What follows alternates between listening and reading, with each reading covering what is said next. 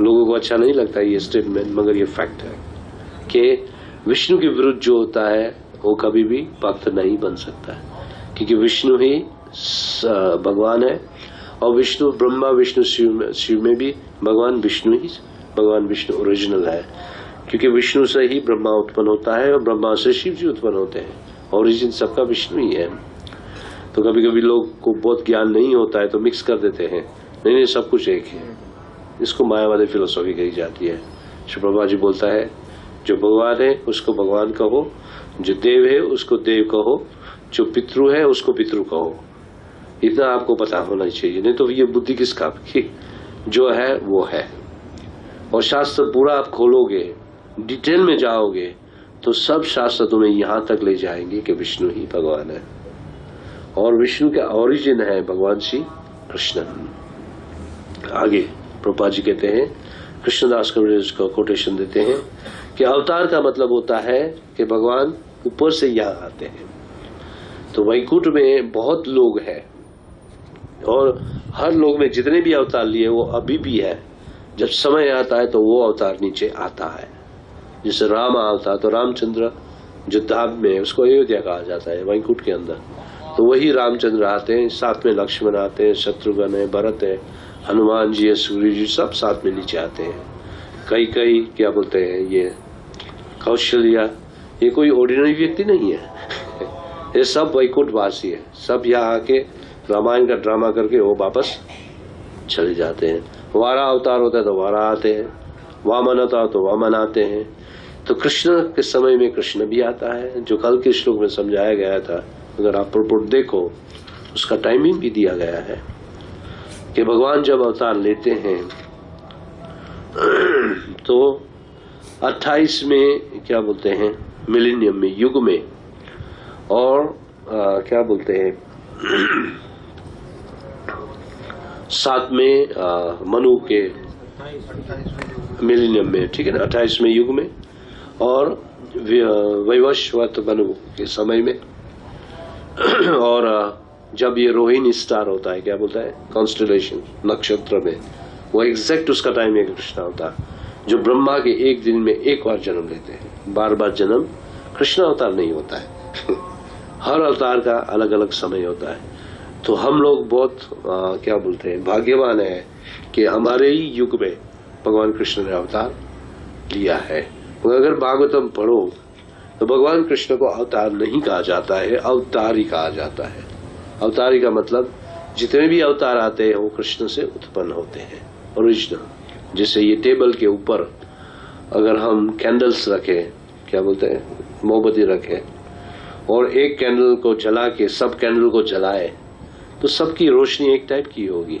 उसमें से original candle कौन सी है जिससे हमने जलाया। तो ब्रह्म संहिता कहती है कि ओरिजिनल भगवान स्वयं भगवान श्री कृष्ण है, जो अलग अलग अवतार धारण करते हैं। पूरा इधर लिस्ट दिया है, पुरुष अवतार, गुण अवतार, लीला अवतार, सत्यवेश अवतार और मनमंत्र और युग अवतार।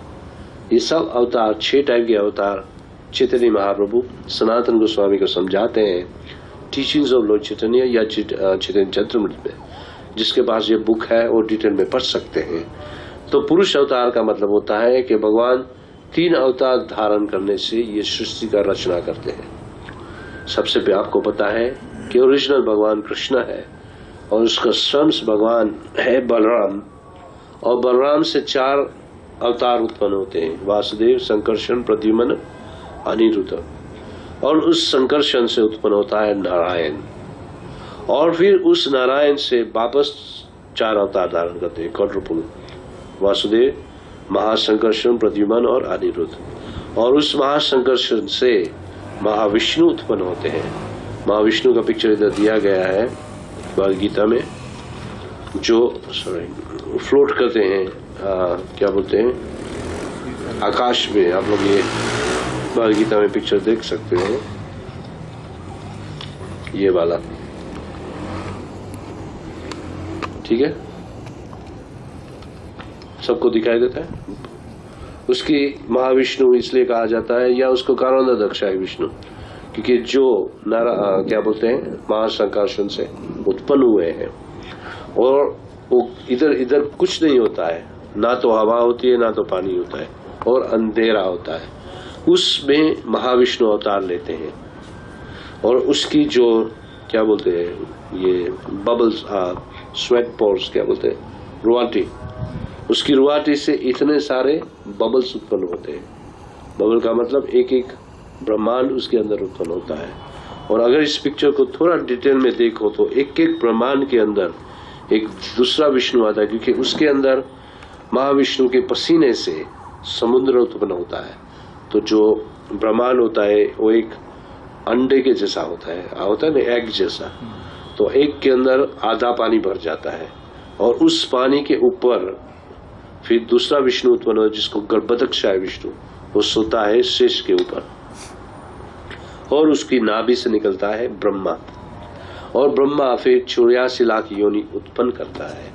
और उसकी जो कमल की जो डांडी है, जो जानते हो ना स्टेम, उसके अंदर 14 भुवन उत्पन्न करता है। जैसे ये मकान कितना फ्लोर क्या है, ये 12 स्टोरी, तो ये ब्रह्मांड 14 स्टोरी बिल्डिंग है और हम लोग 7th स्टोरी में है 7वें भवन में हम लोग बैठे हैं। सोचो ये ब्रह्मांड का अगर स्टडी किया जाए।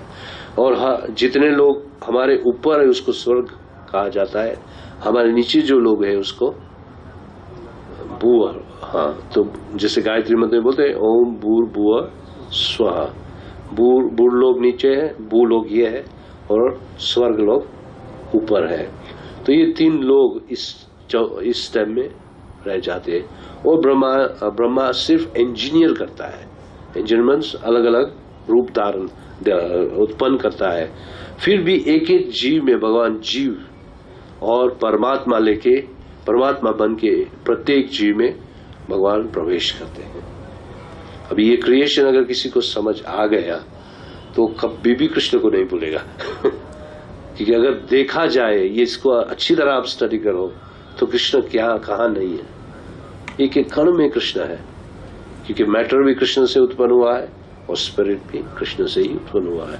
तो ओरिजिन सबका है भगवान श्री कृष्ण। तो ये 3 को कहा जाता है पुरुष अवतार, महाविष्णु, गर्भदक्षाय विष्णु और क्षीरोदक्षाय विष्णु। परमात्मा को कहा जाता है क्षीरोदक्षाय विष्णु। सबको याद आया, समझ आया सबको?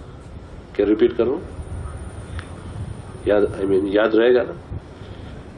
जैसे रिपीट हम करेंगे कि भगवान कृष्ण से बलराम उत्पन्न होते हैं, बलराम से 4 विष्णु उत्पन्न होते हैं, वासुदेव, संकर्षण, प्रद्युम्न, अनिरुद्ध।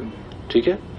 फिर संकर्षण से उत्पन्न होते हैं नारायण जो 4 भुजा वाले हैं, और उस नारायण से उत्पन्न होते हैं 4 वापस रिटर्न 4 अवतार, विष्णु अवतार है जिसको कहा जाता है वासुदेव, संकर्षण, प्रद्युम्न, अनिरुद्ध।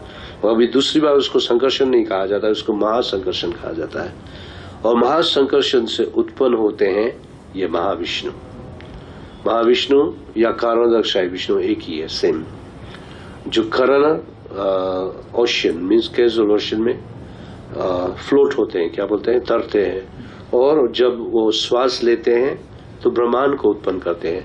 और एक एक ब्रह्मांड के अंदर उसका ही एक्सपेंशन, उसका एक अंश एक एक ब्रह्मांड में डाला जाता है। और एक एक ब्रह्मांड के अंदर गर्भदक्षाय विष्णु जो समुद्र के अंदर शेष के ऊपर विराजमान रहते हैं, सोते हैं, और उसकी नाभि से ब्रह्मा को जन्म देते हैं। इसलिए ब्रह्मा को कहा जाता है स्वयंभू, जिसकी माँ और बाप दोनों कृष्ण है।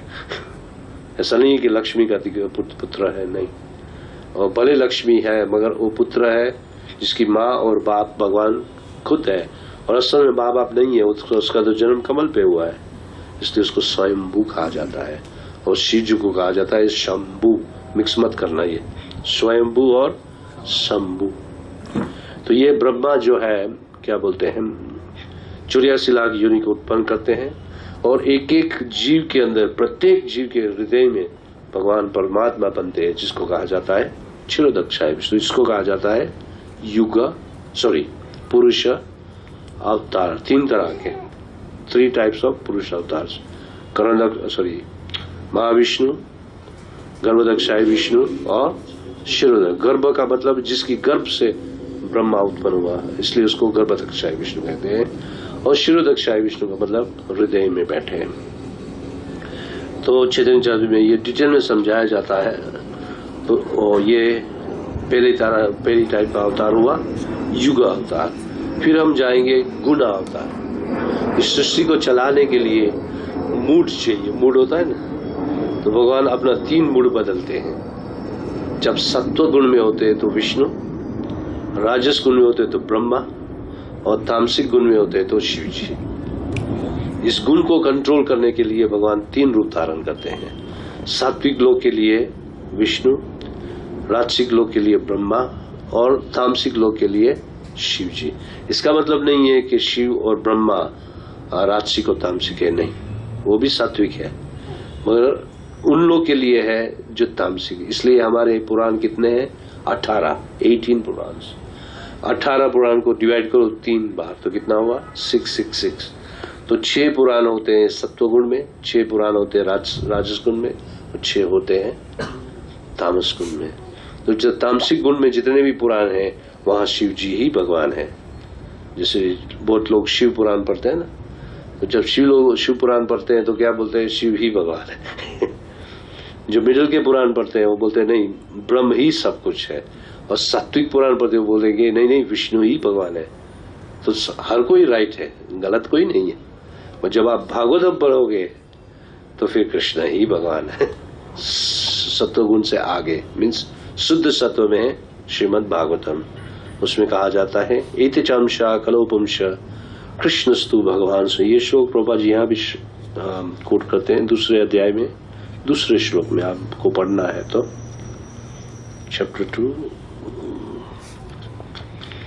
चैप्टर 2 टेक्स्ट 2 में पurport में प्रभुपाद जी ये वर्स कोट करते हैं। हिंदी में है तुम्हारे पास में? 2 अध्याय का 2 श्लोक, उसके लाव में दिखा।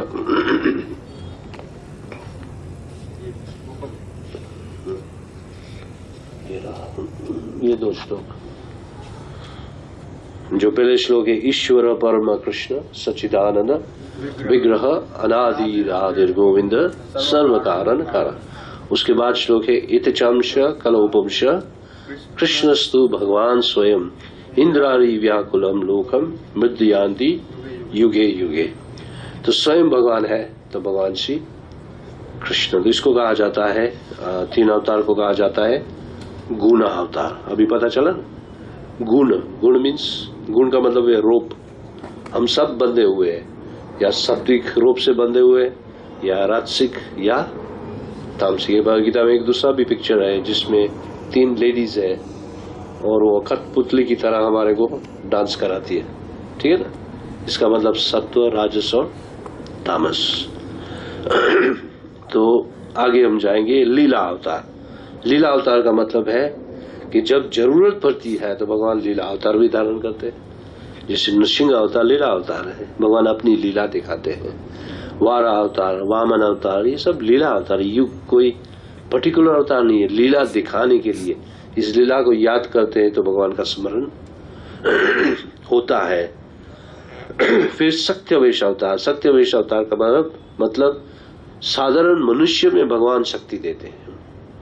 जैसे व्यासदेव को भगवान का अवतार कहा जाता है, सत्यवेश अवतार। नारद मुनि को सत्यवेश, प्रभुपाद जी खुद भी सत्यवेश अवतार है। क्योंकि इतनी शक्ति कोई साधारण मनुष्य में नहीं होती है कि एक व्यक्ति के कारण इतना सारा चेंज हो जाए। मीन्स भगवान की खुद की शक्ति उस मनुष्य में डालते हैं। भगवान का ही कार्य साधारण मनुष्य कर लेता है। तब सोचना चाहिए कि ये कोई ऑर्डिनरी ह्यूमन बीइंग नहीं है, भगवान का भेजा हुआ व्यक्ति है। तो इसको कहा जाता है सत्यवेश अवतार। फिर मनवंतर अवतार। बहुत तरह के मनु होते हैं और हर मनु में भगवान अपनी शक्ति डालते हैं।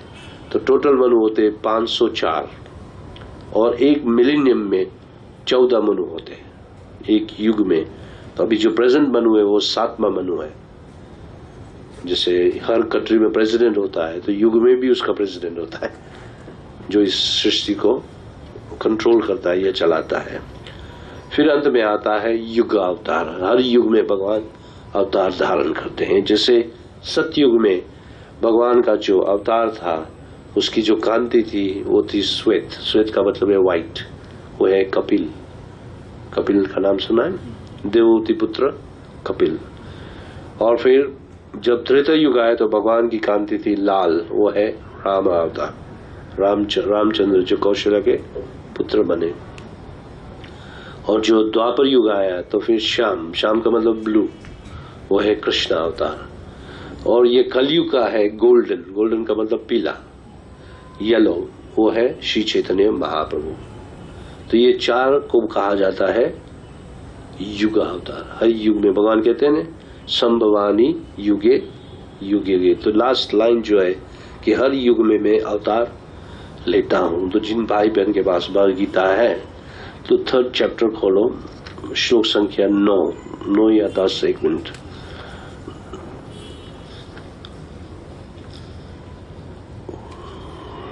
दस वर्स नंबर 10 के परपोर्ट में आप जाओ। परपोर्ट का मतलब ये टीका में देखा, उसमें ये वर्स प्रभुपाद जी कोट करते हैं, कृष्ण वर्णम तुषार कृष्णम। देखा? तो हमारे साथ दोहराइए, कृष्ण वर्णम तुषार कृष्णम संगोपांगष्ट्रपार्षदम यज्ञे संकीर्तन प्रराये यजंती ही सुमेधश। उसका परपोर्ट पढ़ो। इस कलयुग में जो लोग पर्याप्त बुद्धिमान वे भगवान की उनके पार्षदों सहित संकीर्तन यज्ञ द्वारा पूजा करेंगे। तो कलयुग में भगवान की पूजा होती है संकीर्तन द्वारा। भगवान की पूजा होती है अपने पार्षद के साथ। अब जब जप शुरू करते हैं तो किसका नाम लेते हो? कौन सा मंत्र बोलते हो? जय श्री कृष्ण चैतन्य प्रभु नित्यानंद श्री अद्वैत गदाधर शिवासादि गौर भक्त। इसमें 5 व्यक्ति है, 5 जो 5 भक्त के रूप में है। पंच तत्वकम कृष्णम भक्त रूप स्वरूपकम भक्तावतार भक्ताख्यम नमामि भक्ति शक्तिकम। एक एक व्यक्ति अलग अलग रूप धारण किया है। चैतन्य महाप्रभु साक्षात कृष्ण है, नित्यानंद प्रभु बलराम है, अद्वैत आचार्य महाविष्णु और सदाशिव है, फिर गदाधर पंडित राधा रानी है, और श्रीवास जो है और नारद मुनि है। ये 5 का आशीर्वाद लेने के बाद हम जप शुरू करते हैं, स्ट्रेट नहीं करते हैं। महामंत्र तो स्ट्रेट बोल सकते हैं, जब इन लोग की कृपा होती है तो महामंत्र एक्सेप्टेबल होता है और भगवान हमें इस ब्रह्मांड से आगे निकालते हैं। इस क्या बोलते हैं, इस कलयुग का जो कॉन्टामिनेशन हमारे में नहीं आने देते, हम स्वच्छ रहते हैं। इसलिए ये कोड रखा जाता है महामंत्र जपने से पहले, श्री कृष्ण चैतन्य प्रभु नित्यानंद श्री अद्वैत गदाधर शिवासादि गौर। इसलिए ये श्लोक जो कोट किया है प्रभुपाद जी ने वो भागवतम में लिखा गया है 5000 साल पहले। कृष्ण वर्णम तुषार कृष्णम संगोपांगस्य पार्षदम यज्ञे संकीर्तन प्रणाये यजंती ही सुमेधश। कृष्ण वर्णम मीन्स कृष्ण टाइप का होगा, अवतारी है मीन्स टाइप, मगर उसका रंग कृष्ण नहीं होगा। कृष्ण का एक दूसरा मीनिंग होता है ब्लैक, श्याम। महाप्रभु का रंग काला नहीं है। कृष्ण वर्णम तुषार कृष्ण संगोपांगस्य पार्षदम, अपने पार्षद के साथ क्या करेगा? संकीर्तन यज्ञ। और ये संकीर्तन जो व्यक्ति कलयुग के अंदर सुमेध, जिसकी बुद्धि अच्छी है, वो उसकी पूजा करेंगे। ऑलरेडी 5000 साल पहले लिखा गया है, ऐसा नहीं है कि इसकॉन से आ रहा है। 5000 ईयर पहले प्रेडिक्शन हुआ है। इस प्रेडिक्शन को अगर हम सीरियसली माने तो हम भगवान के धाम में जरूर जाएंगे, इसमें कोई संशय नहीं है। मगर हमारे को ये फॉलो करना पड़ेगा। उन लोग की 5 की कृपा मांग के, श्री चैतन्य महाप्रभु की कृपा मांग के हमको राधा कृष्ण का प्रेम मिल सकता है। कृष्णदास कविराज कहते हैं चैतन्य चरितमृत पे, जो चैतन्य महाप्रभु में नहीं मानते और उसकी कृपा नहीं लेते उसको राधा और कृष्ण का प्रेम कभी नहीं मिलेगा। जब महाप्रभु की शरण लेते हैं तो राधा कृष्ण का प्रेम हमें मिल सकता है। वैदिक शास्त्र में राधा कृष्ण की पूजा सबसे श्रेष्ठ की जाती है, जो बहुत कम लोग कर सकते हैं, बहुत लोग नहीं कर सकते। मगर उनमें से हम लोग भाग्यवान है कि हम उसकी पूजा कर रहे हैं, तो समझो कि हमारे पे चैतन्य महाप्रभु की कृपा हो चुकी है, जो प्रभुपाद जी के द्वारा हमें मिली है। अगर प्रभुपाद जी नहीं आते तो ये हमें मिलती नहीं है। तो इसको कहा जाता है युग अवतार। अभी याद रहा ना 6 अवतार कौन सा है? पुरुष अवतार, फिर लीला अवतार, युग अवतार, गुण अवतार, सत्यवेश अवतार और मनवंतर अवतार। ये 6 अवतार को याद रखना चाहिए।